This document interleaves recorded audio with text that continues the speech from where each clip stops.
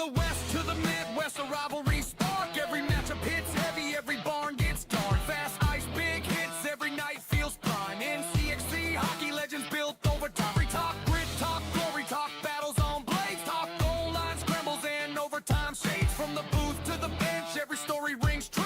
If you love this game, then this show's for you.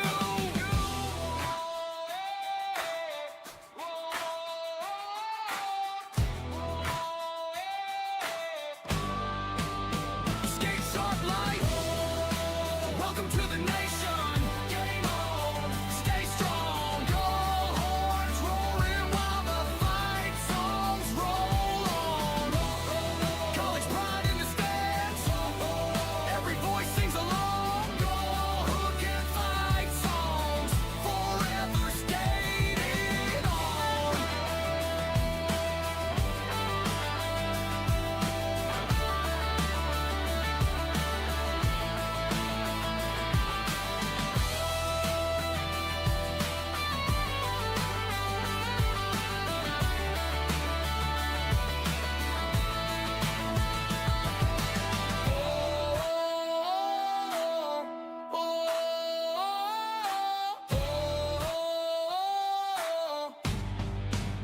Skate sharp lane.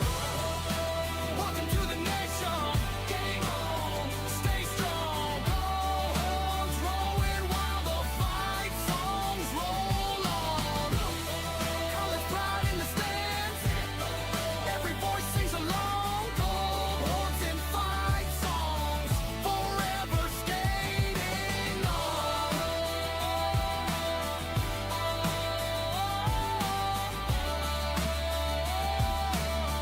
Forever skating on.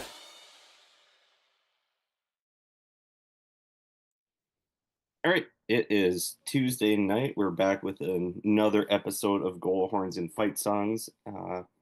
Finally had all the teams back in action, and I think for the most part things kind of went how we thought they would. Question mark.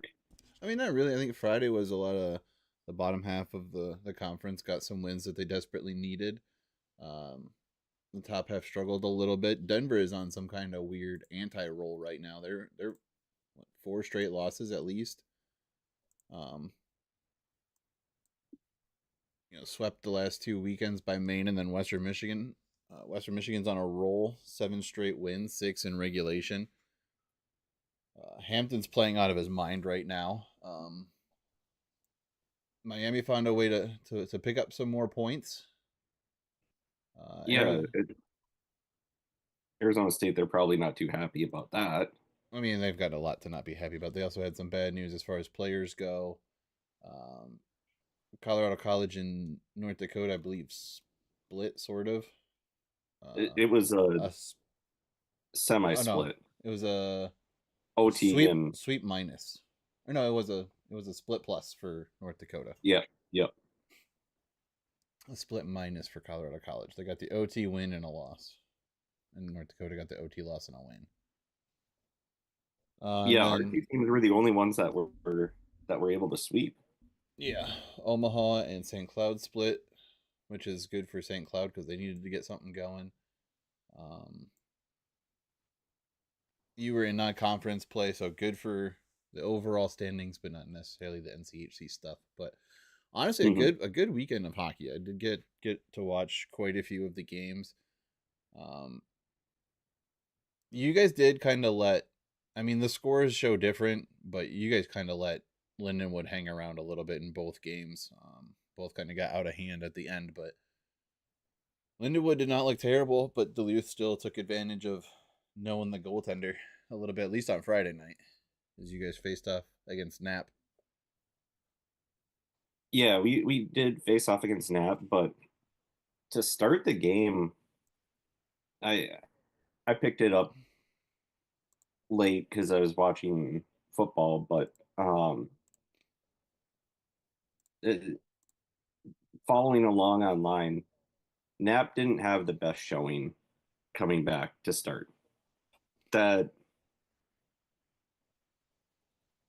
And I'm not saying Guyon played all that well either, just based off what I saw and then what I was following along with. But it kind of solidified the choice of who was going to be the number one going forward, especially with Guyon now being named to the Olympic team for Slovakia. Um, and then Saturday, you and I were talking about it. UMD just controlled that game. Yeah. It got out of hand, and I was kind of like, at a certain point, I Well, I mean, watch and you get bored with it a little bit. It ended up what 8-4. yeah. Um, It got out of hand at the end, but I mean, I think for quite a bit of the early part of the game, it was pretty close. Like Lindenwood was holding their own. I think didn't Lindenwood score first on Saturday? I don't think I so. don't remember. I had it on like the small screen for a little bit. Let me see. Let me check. I'm looking it up right now. No, we scored 25 seconds in. That's right. I remember that now. I remember seeing that go and being like, that's tough. Yeah, we were up 3-0. That's what I thought. It's like they kind of had it close. They had it within a goal twice. Maybe that's what I was thinking of. I think that's what it was. Is that like Lindenwood was able to kind of fight back and get close, but could never really take full advantage. But I don't like that you guys are letting teams hang around on Saturdays still.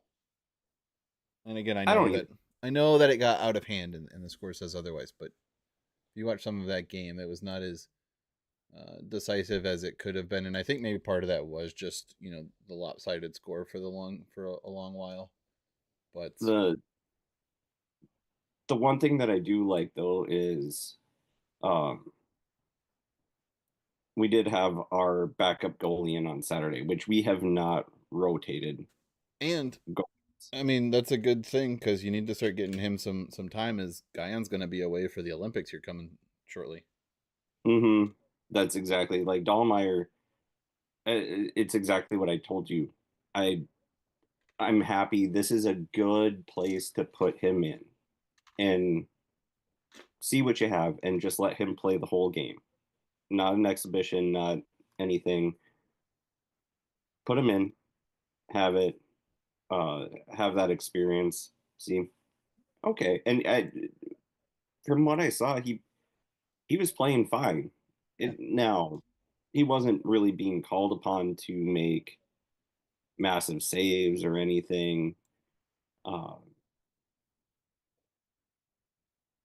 but that's an issue when you do bring in some of these players from smaller countries. You're going to have to, in Olympic years, you're going to have to worry about replacing their productivity, whether it be a goalie, a defenseman, a forward, whoever it is. You got to think about that. And good for Guyon being named to Team Slovakia. Like, atta boy, I'm proud of you. I'd rather him do that than play for UMD, just because that's a career changer. But we're gonna miss him, I think. And I mean, he should be. I'm not sure what. I mean, the internet says that they usually arrive 2 to 4 weeks prior to the opening ceremonies. I don't know when I know there's like some practice games or something going on right now. I don't think there's actual like legit competition yet, but I mean, I think the Olympics start the second week of February. It's something like that, and let's see here. February 6th is I think is that opening ceremony, or is that just like because generally like a few events start before opening ceremonies, but there's also like the official day. I think this is my only knowledge for hockey is Mark Parrish said that somehow, was it the 96 team he was on? I think it was the 96 team or 98, because Salt Lake was 02. They didn't make the opening ceremonies, and they were done before the closing ceremonies, and then they all went back when they had the NHLers. So he's like, yeah, I really didn't get to experience any of the Olympics other than just playing in the games. And he's like, it sucked. Let's see. Opening ceremonies are the 6th. I think competition, depending on the sport, starts a little bit before then. I think it's usually like some of the It's some of like the like early skiing and stuff. trials for some of the like sledding events or some of the skiing Yeah, stuff. it's like a lot of the downhill stuff I think starts beforehand. Yeah. Um, and then complete side note, I know curling starts like right away. Uh, Curling. I fucking love curling. because They go like uh Jesus. The curling schedule is like through the entire fucking thing. and then you have the people, I don't know if it's That's what I want. It I know looks. previously the Matt Hamilton and his sister, they were the mixed team and Matt was doing double duty, but now on the women's side, the woman on the mixed team and part of the women's national team for the team, like the big team. Uh, I know her personally, and she's going like a week early to the actual women's team because they start earlier for the mixed. Yeah, curling starts Wednesday the 4th and finishes literally on the last day of competition for Okay. one of the event finals. So I think it's mixed doubles is the first event final on the 10th of February, and then men's and women's event finals are on the 21st and 22nd of February. In Well, hockey, Corey better figure her shit out so I can watch her in the finals. goes from the 5th through to the 22nd with event finals on the 19th and the 22nd. It doesn't say who or what, so I can't tell you like the men's final will be the 19th and the women's final will be the 22nd or vice versa. But it does look like hockey will be a long stretch through. So if you're playing in the later rounds and into the finals, like you're gonna be there a solid 2.5, 3 weeks. And I know we're getting like When we get the Olympic break horribly for distracted here, but I was looking at the teams for the Olympics for hockey. And on the men's side, there are some teams that you're just like, what now? bro, did you see they put a team The water. together of the players who weren't selected, and it was like, bro, that team might be able to win gold. Yeah, I could see that. I didn't see the I roster, think I but think Spitting Chicklets did it.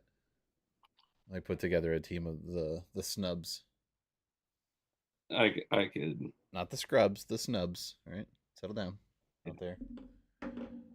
Um, let's see. Back to But yeah, like was it Italy because they're the host country? France has their team in it. Um, there was one other one that I was like, wait, what now? Um,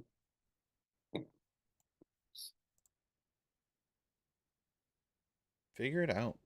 Denmark, France, Latvia, Slovakia, Czech Republic, Switzerland, Sweden, Germany, U.S., Finland, Canada, and Italy. So it was like France, and Italy are the ones that it's like, oh boy, it's gonna be interesting. Germany, it's them. It's give the puck to Dry Saddle and Stutzel. Yeah. Don't like now, but Miami has more than 3 points in the standings. They're in double digi points this year, bud. They have They're 10 conference points. They are 1 weekend away from being in 6th place. what was Wait, the 8, 7, 6. Yeah, they're 1 weekend away from being in 6th place. If they could sweep a weekend and the 3 teams ahead of them did not, they could be, or like, got swept. They could be in mhm. 6th place. Wasn't there the situation we were saying, depending how things shook out, they could have been tied for sixth place. There could have been a four-way tie Four-way for the bottom four teams for sixth place if everything had gone either completely right or completely wrong, depending on your perspective. But no, they have a they have a decent chance to possibly jump into seventh after this weekend because Colorado College plays a one game exhibition on Saturday against Simon Fraser, so they're not playing a conference play, so they're not going to get any points this weekend. We are exactly at the midway point of the conference schedule. Every team has played 12 conference games. They have 12 to go. And they play Omaha, who is tied with Colorado College for 12 points. So if they can win one, they'll jump Colorado College. If they can win two, they'll jump Omaha and Colorado College. And it depends on what happens between St. Cloud State and Minnesota Duluth.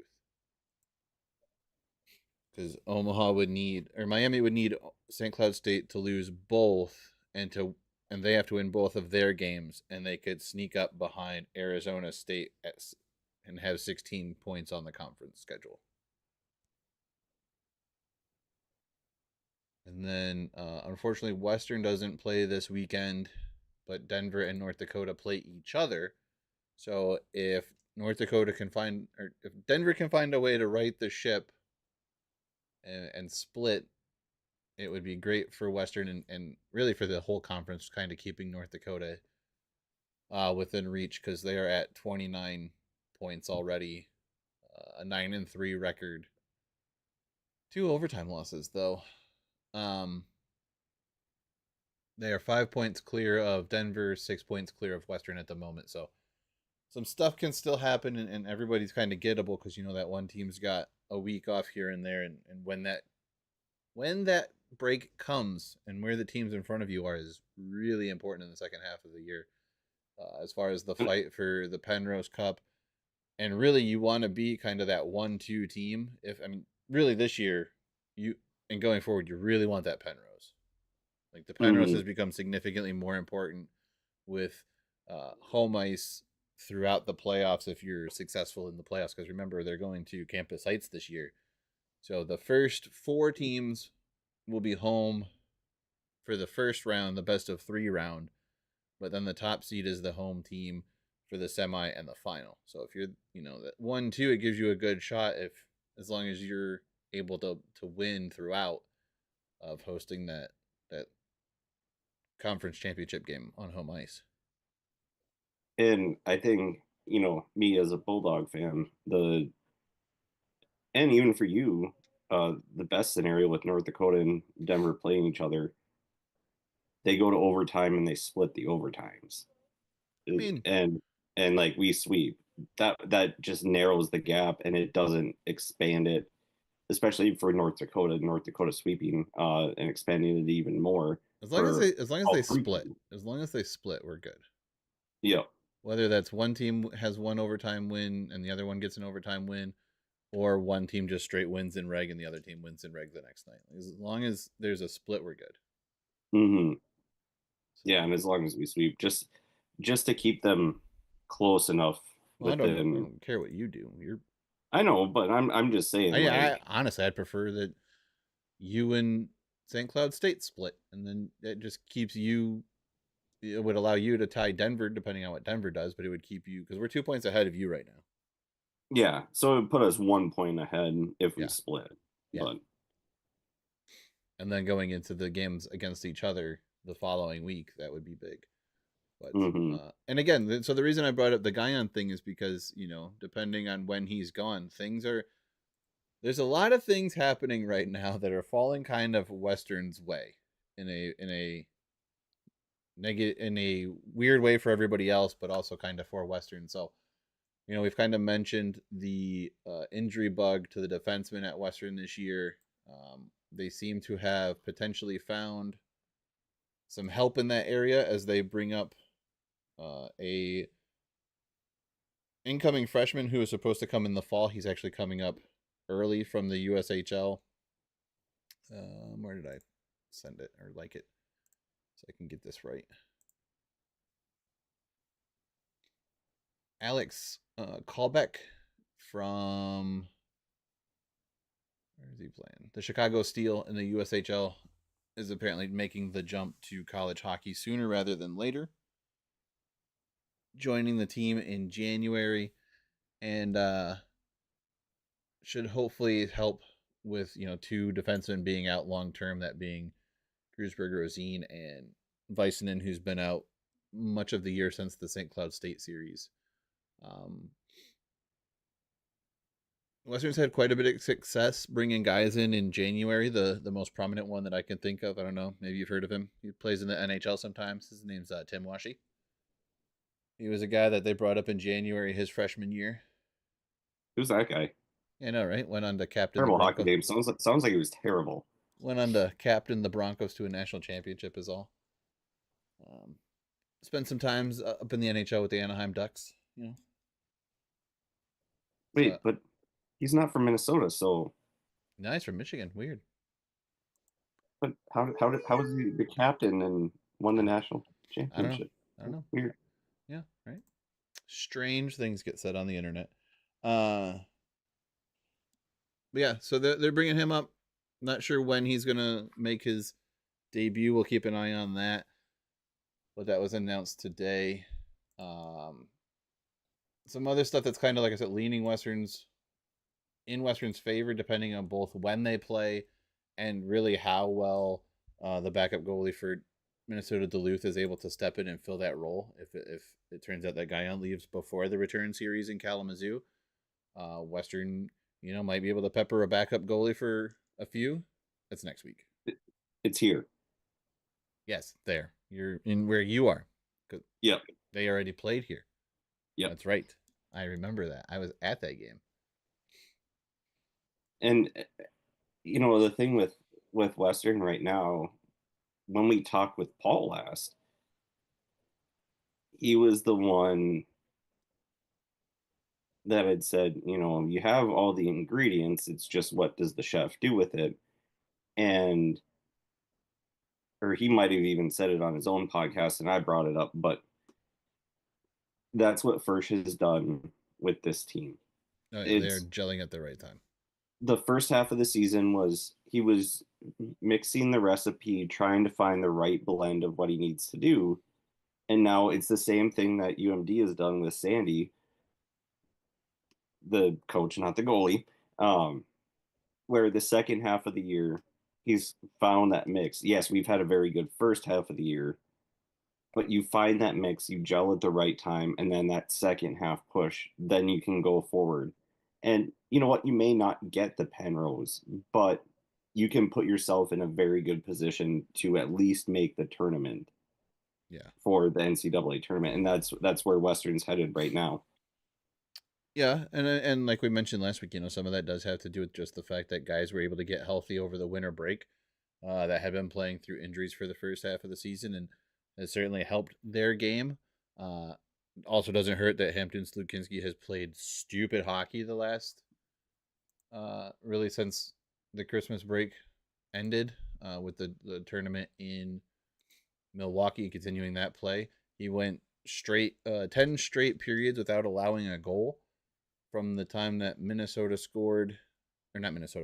scored in the Quick Trip finals to the time that Denver finally broke his shutout run. It was, I know because I did the math on Friday when it happened, but it was 10 straight scoreless periods, 178 minutes, 29 seconds of game time. Or no, that's when his shutout. That's how long his shutout streak was. 178 minutes, 29 seconds. 10 straight periods. 188 minutes, 38 seconds of game time between goals. From the Wisconsin game through the first game against Denver. And really, I mean, that one was a 4-on-6 power play goal in the last minute and a half of the game. Yeah. So you don't even really count that too hard against Hampton. It was the perfect scenario for them to get a goal on him. But damn near 3 straight periods or 3 straight games of shutout hockey for the kid. Yeah, and that's like whenever you're watching the NHL, that's a graphic that they'll bring up for the goalies because it's really tough to do. And it's a credit, like whenever a goalie has a streak going like that, it's a credit to both the goalie and the team in front of him at the same time. But Oh, for sure, because more so the goalie because mistakes happen. he's gotten much better defensive play over that run in front of him as well. Also, over that time, uh, Western has scored at least 4 goals in their last 6 games, 3 or more in their over the course of their winning streak. So not only are they getting it done defensively, but uh, they're also getting it done on the offensive side of the puck. Um, from all across the board, it's not just the top line. In fact, the top line was held scoreless in the Friday game and then put up 5 goals in the Saturday game. And Western still scored 4 on Friday and 6 on Saturday. Mentioned it before, but let's check out some of the streaks that are currently going on right now. Liam Valente has a 5-game point streak, 4 goals and 2 assists over those 4 games. Slukinski extends his to 5 games. He has 2 goals and 6 assists over his streak. I think Wisdom has one going as well. Whitelaw had one going, but it ended Friday. But he picked up 2 goals and an assist on Saturday to start a new one. So I mean, like the boys aren't slowing down. If anything, they're getting going and at a good time. But still a lot of hockey left to play, and some of the other stuff that's falling their way is I think Arizona State announced that they'll be without a couple guys long term that were big impact players for them. Who was it? I've got information everywhere right now, so I'm trying to remember where it's all at.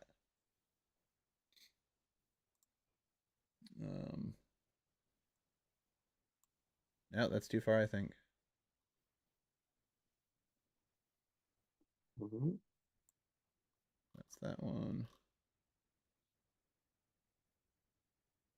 Hopefully Spicer is coming back soon.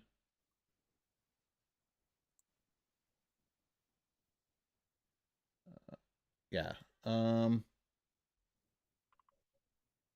Forward Bennett Schmick, Johnny Waldron are currently hurt. Jack Beck is out for the season. Lincoln Cooney was out for the weekend. Colin Potter left the ice. It's like late Saturday, maybe. So Arizona State dealing with some injuries. Everyone's kind of dealing with some injuries right now. Except for I think maybe North Dakota might be the healthiest team in the league, and then everybody else is just kind of, with the exception of maybe Miami and Minnesota Duluth, is kind of doing what was expected of them. Well, Arizona State, but some of that might be injury related. But Miami's exceeding what they've done the last couple of years to an extent. Mm-hmm. I mean, they're still at the bottom, but they're playing better hockey than they have the last couple of years, and they're closer competitive. to everyone else. Yes, and they're competitive this year. St. Cloud State has had its struggles up and down. Omaha's had their struggles up and down. There's a few tests still left in the season. I think Duluth's going to be a tough go. Omaha always plays Western really, really tight no matter what. We go down to Miami and play. Haven't had as good of luck in Miami as we do at Lawson against Miami, but we also haven't lost to Miami in regulation in quite a while, so we'll see what happens there. But those first 2 games were a little bit, closer than the scoreboard says anyway. There was a 5-2 and 6-2 win for Western, but Miami's still receiving votes in the polls. They're still plugging away and trying to get better. Like I said, Arizona State having some injury issues right now. Colorado College and Berco hasn't been quite what he has been the last few years, and that series is in Colorado Springs. And since moving to Ed Robeson Arena, Western has played really, really well out there. They have, I think, 1 overtime loss out there. Everything else has been a win. Mhm. And then they'll wrap up the season at Lawson against North Dakota this year. So some big games still ahead. Some but honestly, I hate to say this, but it feels like it could be a favorable schedule depending on how things shake out for everybody else for Western here. And getting an extra healthy defenseman in an early call up in January could be kind of just what they need to help that defense core and make a big push here in the second half of the season. Yeah, I mean, and looking at your guys' schedule,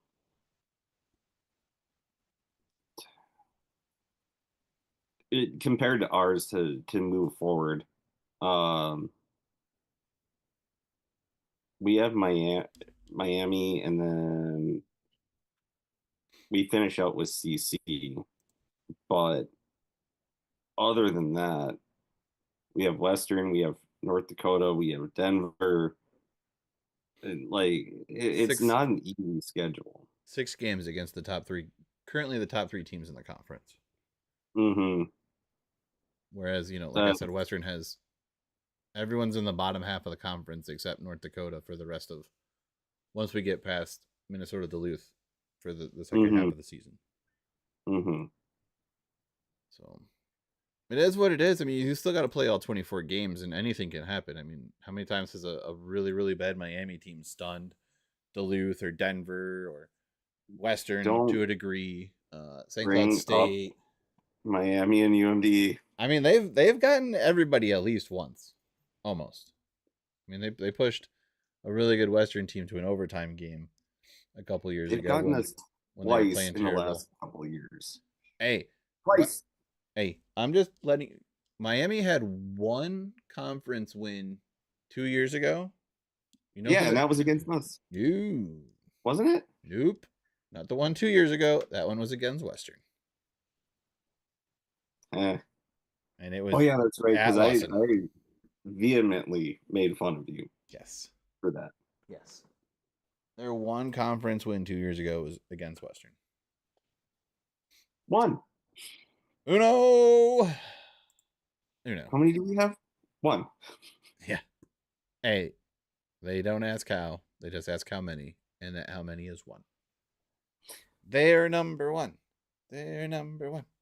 Have you one in the fourth. One. Yeah, they have the most draft picks of any team.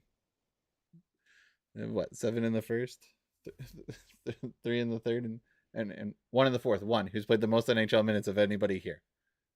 Oh, we have 1 in the fourth too. 1. Best hockey video ever. That's never gonna be a bad video.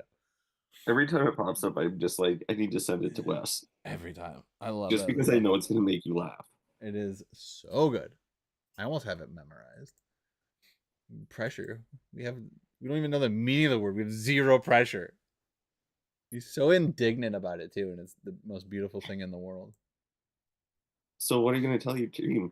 Exactly that. Exactly that. They're bigger, they're faster, they're stronger, and we just have to play and resist against that. So good. God, I would play for that coach. Yeah, that's what my brother said too when I talked to him about it. He's like, oh yeah, 100%. He's honest. He doesn't pull any punches. I would play for him. Yeah. Let's see. What else we got? What else we need to talk about? We are a half hour in. Oh, the new intro song played today. We did it. The video, the new intro video is still a work in progress. I don't know what I'm gonna do with it. Sometimes I think that I found good clips, and then other times I absolutely hate it and I delete it and then I start all over again. So I don't know. That's an ADD battle that I'm not willing to have at this moment.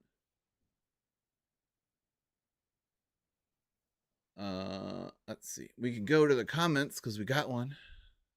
Our buddy Mike Shotzley. I think the conference is more competitive from top to bottom this year. The top is not as high as it used to be, and the bottom is much better.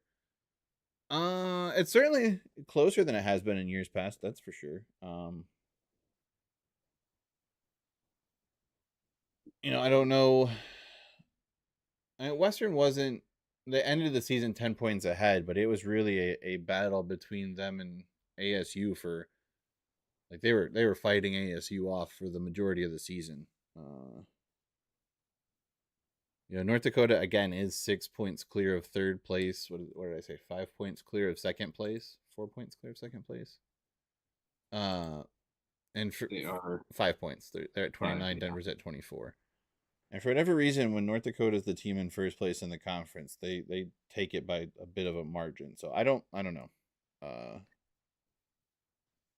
I think overall, though, top to bottom, it is kind of one of the most competitive that we've seen because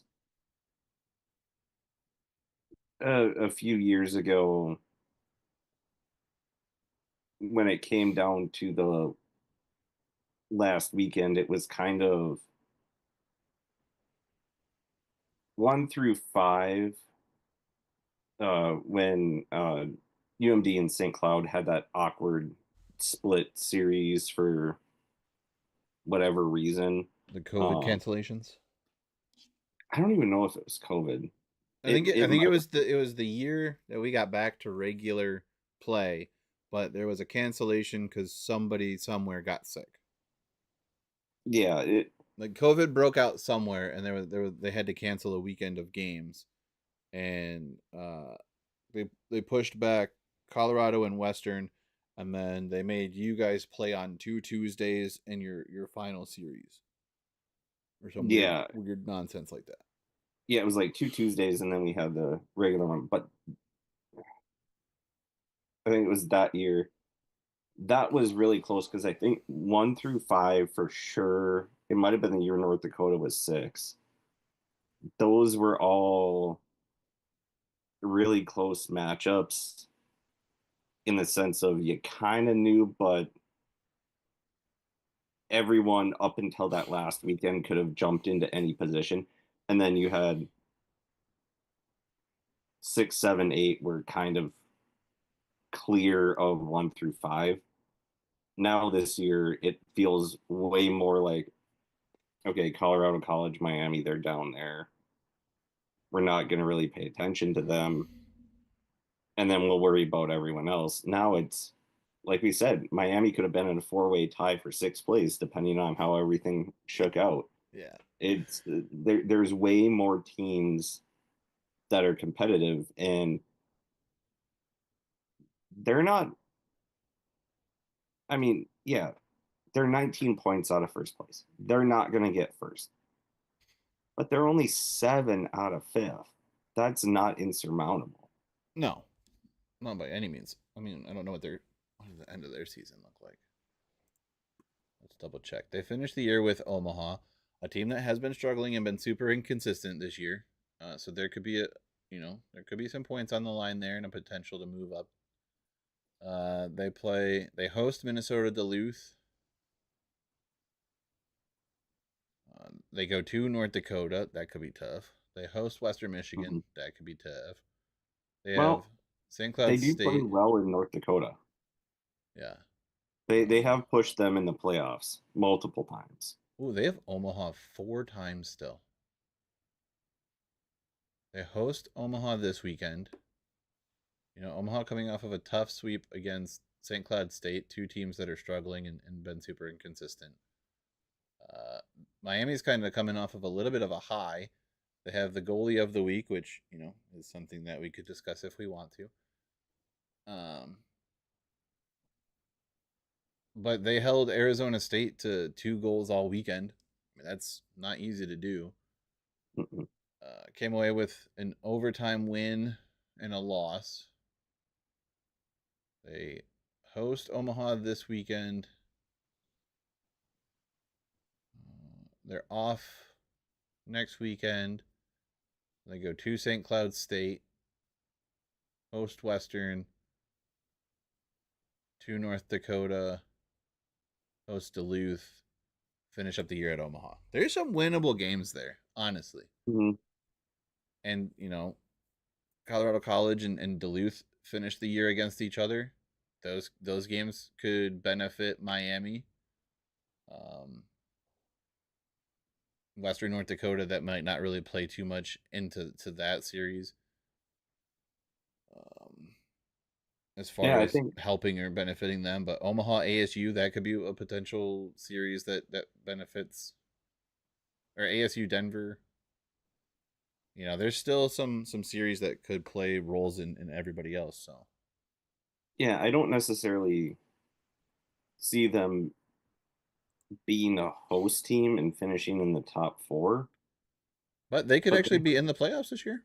yeah, they actually could be. They could be a 5 or a 6, depending on how things play out, which is, even going back to last year, Which would be their that best. was unfathomable. Which would be like their best finish since Winning 2019, yeah, if not since winning the conference tournament. Let's see. Let's see how long this takes to do.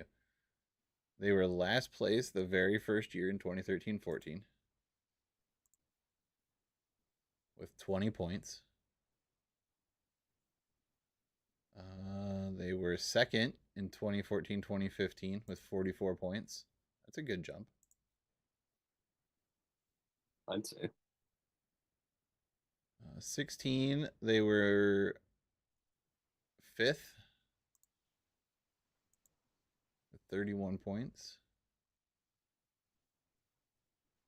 17, they were seventh with 23 points. I think that's kind of when their downfall started. Yeah, I think that's when they kind of spiraled And then eighth in 2018. I think they got rid of Blasi right around this time. Eighth in 2019 with 18 points. I think that might have been the Blasi final year. I don't remember if it was that year or if it was the COVID year. When did St. Thomas get their team? um I think maybe the COVID year or 2019. The So the somewhere in no there because they had to do like 5 years without postseason. yeah the no playoff year 2020. They finished seventh. That's the wrong button. 21. I think they might have finished higher because nope, they finished seventh in 21. Dang, Western had 33 points in 2021. That's actually kind of crazy. Because that was the year that we lost Bussy. And we Mhm. still won 10 games apparently. Ooh. Miami won 5 and Colorado College won 4. 22, they were in 8th. I think these are the Bergeron years here. Because he was there 4 years? 4 or 5? 4. I Because want to say 4. this is nearing second year. And then 1, 2, 3, 4. So he would have been 2021 to 2024. So Blasi would have been out in 2020. So yeah, it'd be like their best finish since the 2021 season where they finished seventh. If they can get above 7th. seventh. And really their second best finish since they finished fifth a couple times.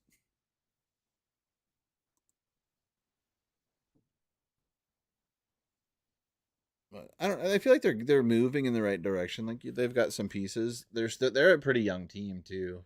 They did lose. They lost one goaltender because they couldn't get his eligibility figured out.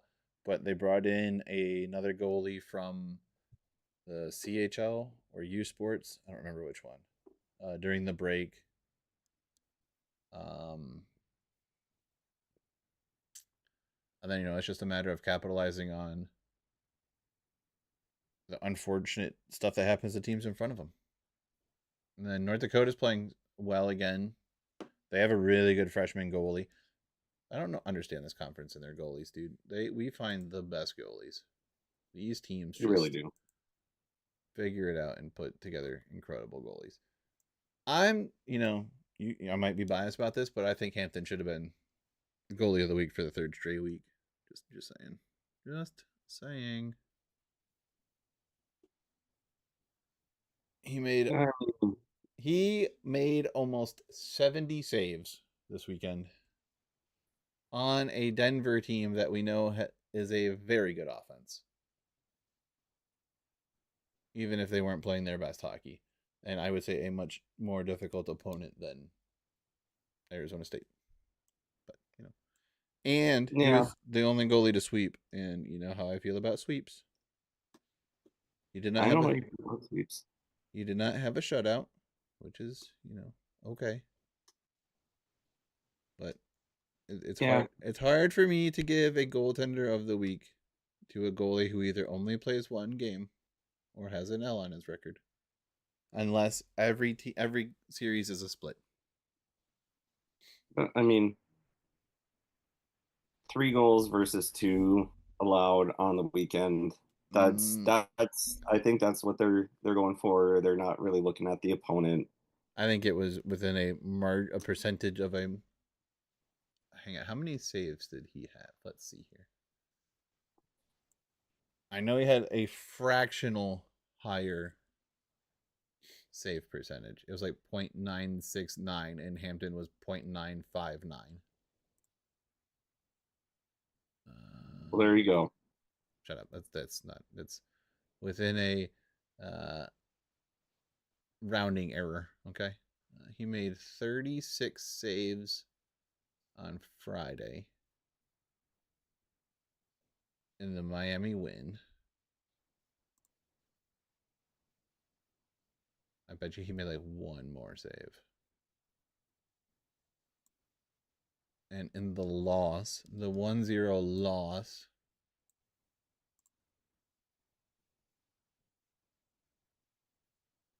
he made 25 saves on 26 shots. So he made less saves. Probably the exact number less that was needed to have a rounding error in save percentage. Look, total body of work is all I'm saying, okay? Total body of work. Because in the 6-2 game, Hampton made 35 saves out of 37 attempts. And in the first game where he only gave up a goal on a 6-on-4 power play situation at the very end of the game, which we don't even really blame him for, he saved 35 out of 36. So 70 saves on the weekend out of 73 attempts. Is that what I said? Yeah. Damn it, now I don't remember. Is that what I said? I don't know. 70. Letting you map. 70 out of something. I gotta check again. And again, 6 conference points versus 2. It wasn't even a regulation win. It was an overtime win for Miami. 70 out of 73 saves on the weekend. So yeah, he didn't even get a full conference win. Hey, in his heart, it was a conference win. And it was an full conference win. It was an overtime win. Actually, I think in the MPI standings, it was, it was good for him because it was on the road and it was an overtime win. So, but Western also won on the road in regulation, which is a bigger boost for them, I believe. But you know what? We have to think about this. Miami doesn't get a whole lot of good things. I don't care. I know you don't care. Also, Hampton's wins were against the reigning November and December goalie of the month because they only mentioned that 85 times during the broadcast, as well as called Garrett Slukinski at least 8 times and mess up other names. But Garrett Slukinski was the worst one. I didn't know they had a third brother. I'm 97.5% sure, give or take 0.75 of a percentile there, that they were confusing Grant Slukinski and Garrett Sidlowski and getting Garrett Slukinski, even though 24 and 13 look nothing alike. and play completely different styles of hockey. Numbers are hard, okay? So is the English language. So is reading score sheets. Yes. But just saying, I think they should have given Hampton the three-peat on the goalie of the week in the second half of the season.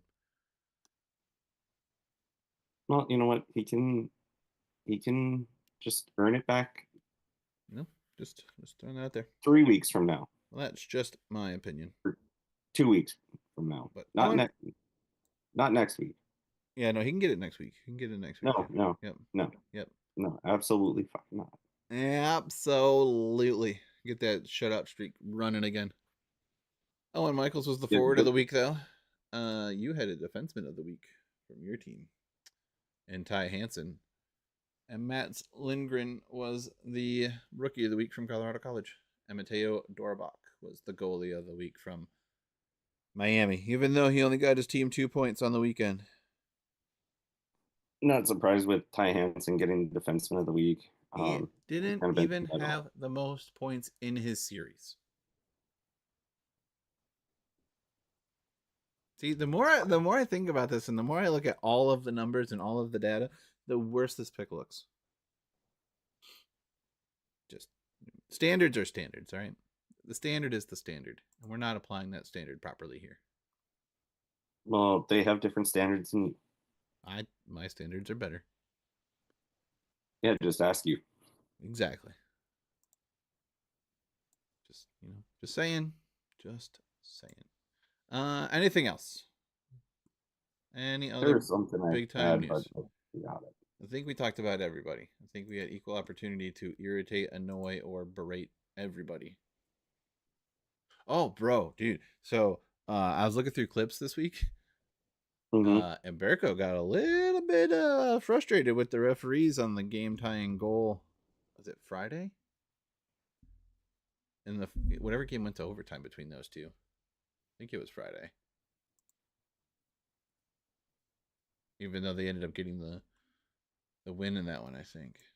Yeah, Friday. They got the win.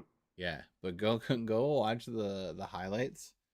The scrum in the crease to make it a 2-2 tie. Oh boy, is hot. I believe he ready to chop a head off. Dude, he skated at the ref and was letting the ref know it and flinging his little fat arms around with his mitt and blocker. But he believes that he had the puck covered and was interfered with. I don't know.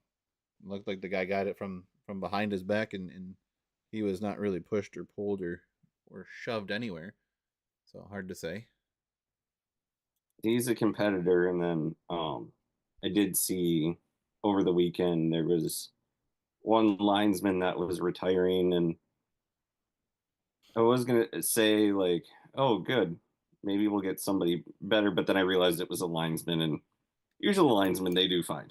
I'm like, they make sensible calls most of the time. They know how to count to 6 for the one penalty that they can call, aside from abusive official misconduct.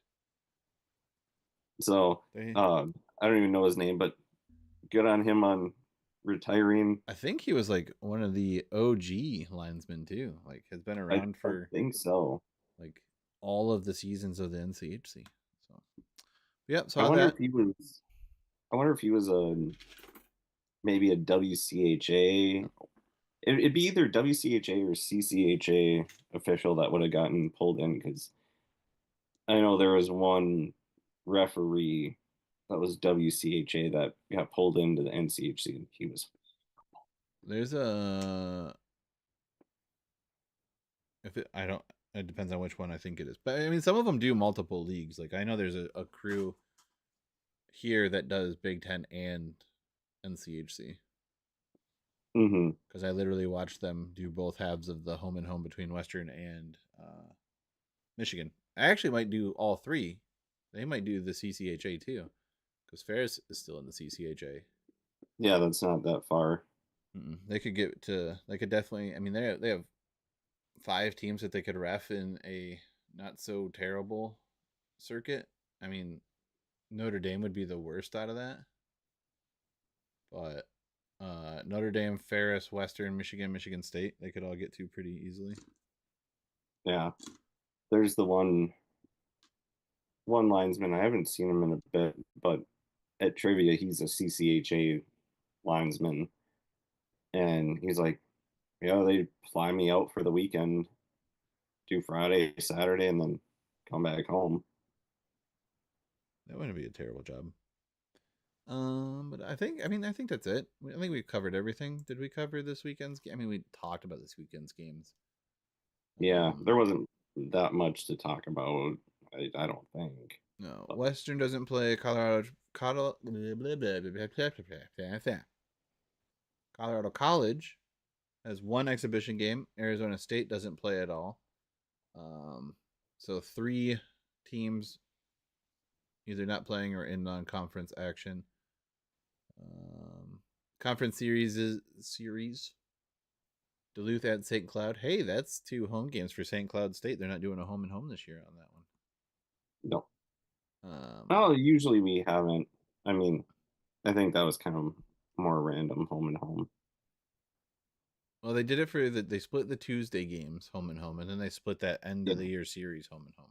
Yeah, I think that was just kind of like the random one-off for the year. I mean, they could do it again if they wanted to. Don't tell them what to do. Omaha at Miami, Denver at North Dakota. I mean, some solid matchups all across the board. Teams that are close in the standings. I think really the biggest jump is between Duluth and St. Cloud. Maybe everybody else is like right next door. Miami has Colorado College in between, but only 2 points separate those 2 teams. Oh, you have Arizona State between you and between Duluth and St. Cloud, and a 7-point gap between the two. So St. Cloud State really needs that series. Yeah, they do if they want to jump up, and I hope they don't get it. And then 5 points between North Dakota and Denver for 1 and 2. So big series there too. So definitely worth keeping an eye on, even if your team's not playing, which I think quite a few people do. So good on them.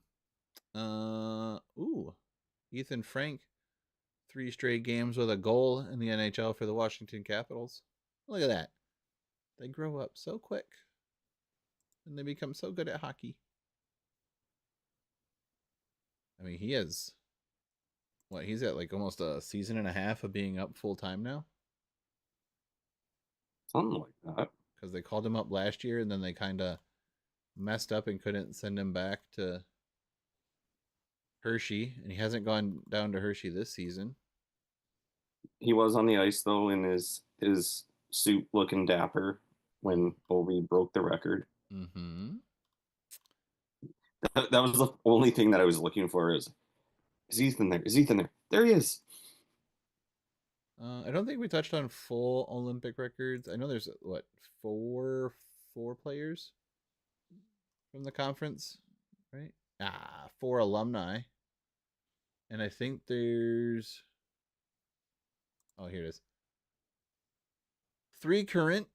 Adam Guyon, Oliver Lurensden, who plays for St. Cloud State apparently.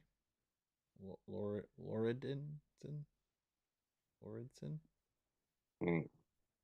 from Sweden. And I don't know why I said it like that. That did not need to come out that aggressively. And then Patrick Russell also from. That might not even be Sweden. That might be Switzerland. What is it? What is the? It's a little circle. So it's the white cross on the gold on the red field. But they like I can't tell what the cross looks like. So it's either I think it's Switzerland.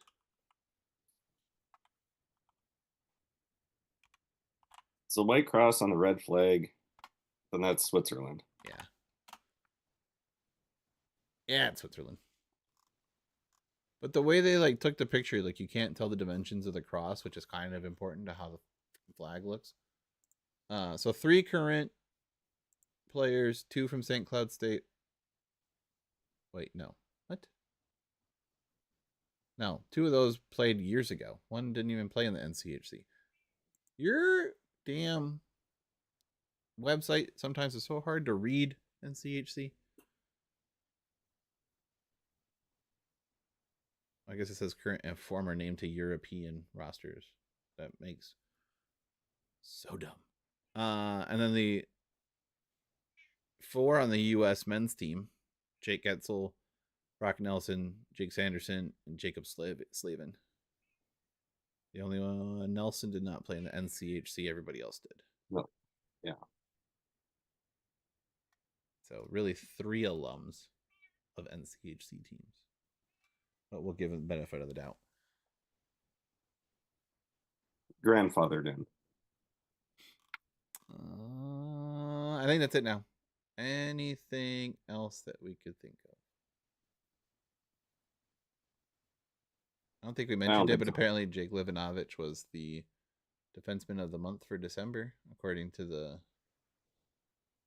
HCA. Hockey Coaches Association. Sure. That's what I'm going with. Sounds as good Makes as anything. sense. Sounds as good as anything else it could have been. If it's not, then I don't know what I'm thinking. But Hockey Commissioners Association. So close. You were like flirting with the right answer. Just thinking about it. I'm terrible at flirting, so it makes sense that I was wrong. 3rd player to pick up a national monthly award this year so far. Max Plant was the co-forward of the month in October, and Eric Polkamp was November co-defenseman of the month. Oh, I know what I was going to bring up. So 3 straight months with a player of the month, according to the Hockey Commissioners Association. On Saturday, listening to Beyond the Pond, they finally had Brad Schlossman on again, and he said the way that it looks right now, Hockey East could have only one team in the tournament. Oof. That's a kick in the knockers for Hockey East. And the CCHA could have, depending, they could have as many as 3. Hey, look at them growing up so fast. 2 for sure, just based off of the rankings right now, but potentially a 3rd depending on who wins the tournament. Son of a duck, I did. I think it was Bowling Green, Mankato, and I don't even think it was St. Thomas. I can't remember the 3rd team. Yeah, I don't think St. Thomas is playing as good this year as they have in the last couple of years. Let's jump over and check them out real quick while we're being dumb. Yeah, it was kind of more of the NCHC is going to get back to NCHC things with the amount of teams that we're going to put in the tournament. But I mean, the Big Ten is on course to have like 2 or 3 as well, I believe. Augustana is actually they're tied for first with Augustana. Oh, that's who it was, Augustana. I couldn't think of. Wow, their standings are super tight until you get to the bottom of theirs. But they have 6 teams over 25 points already. But they've also played a lot more of their conference games. Well, Augustana is at 30 points through 15 games played. St. Thomas is at 30 points through 14 games played. Minnesota State and Michigan Tech are tied at 28 points with 15 and 14 games played respectively. Bowling Green is at 27 points through 14 games. Bemidji State at 25 points through 14 games. Lake Superior State at 17 through 14. Ferris State at 8 through 16. And Northern Michigan pulling the old Miami. 5 points through 16 games. Well, they're still trying to figure out if they have a team or not each week. I mean, that's very true. They're in the second year of a very tough rebuild. They have 1 win on the season. I know another team that did that once. They're at 1-23 overall, 1-15 in the conference, with 2 overtime losses. So, really not looking great for them over there. But yeah, I wanted to bring that up. Just thinking about the postseason, getting the second half of the year, that it's interesting how conferences have kind of changed. Didn't really bring up the ECAC or Atlantic Hockey, and like you said, Big Ten they'll probably have um, Michigan, Michigan State, and then maybe Minnesota or Wisconsin, um, but probably the two for sure. ECAC don't know. Atlantic Hockey will probably get their one team in unless they get really lucky. So it'll be interesting to see how the rest of the year plays out. I think somebody somewhere. Who was it? Ooh, I think everything college hockey has one up. The current Probably. if the season were to end today bracket thing. I think I saw that like today or yesterday or something.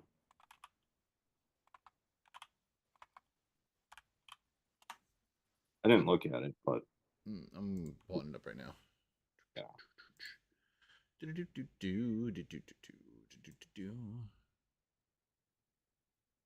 Look, quick. Oh, I don't see it. Thought they had it, but I guess no. Over here somewhere. Nope. I don't know. Oh well, doesn't matter. Whatever. Not important for tonight. Yeah. There's still plenty of hockey to play before that gets figured out under the new NPI. So I think that's it. New intro. I'm gonna roll it again as the outro. If you like it, cool. If you don't, well, suck it, because that's gonna be the new intro going forward. And then I'll figure out a video. Last thing, just looking for this. The Ducks 12 minutes ago projected lines. Washi is listed as the fourth line center, but they're only running 11 forwards. Ooh. Well, Mr. Lady Pants, and late E Pants, not Lady Pants, late Pants. You were late to the show. We already talked about Alex Callback at the beginning. So there. He is joining the team early. There's a little recap for you. Filling in for Krusberg Rosine and Jona Väisänen, who've been out for a while now on the defense corps for Western Michigan. There you go. All caught up. Come in late and then tell me what I did or didn't talk about, you silly goose. Someone's cranky. I'm tired. I did not get my full 2-hour nap when I got home. I only got a half hour because there was a sick baby and mommy at home. And I did not sleep very well last night. And I woke up with like the weirdest dry spot in my throat. Like, you know how you wake up and like your whole throat's dry and you're like, this sucks, I'm chewing on sand. There's like one little spot, and it was right where like your nasal cavity joins your throat, and there's like that soft palate spot back there. Yep. The only spot in my mouth that was dry, and I couldn't get it to moisten and go away. Yep. I know exactly what you're talking about. Yeah, that was how I woke up this morning. That sucked. Now that we have deviated into the weeds, we're going to throw this bitch in 4-wheel drive, get it back on the road, and get the fuck out of here. Pucks on net, good things happen, like Gold Horns and Fight Songs. Till the next episode, he's Mike, I'm Wes. He likes the Bulldogs, I like the Broncos. We're out of here. Peace out. Enjoy the new song. Skates hit ice and the crowd roars. Goal horns blast every time the home team scores. From the barn to the broadcast, we bring the sound. Fight songs echo through every college town. Cold air biting while the pace stays strong. NCHC nights run fast and long. Blades cut deep and the boards shake tight. This is college hockey, every shift, every night. Welcome to the nation. Game on, stay strong. Goal horns roaring while the fight songs roll on. From the rink to the rafters, the crowd sings along. Goal horns and fight songs, this is where we belong. From the west to the Midwest, a rivalry spark. Every matchup hits heavy, every barn gets fast.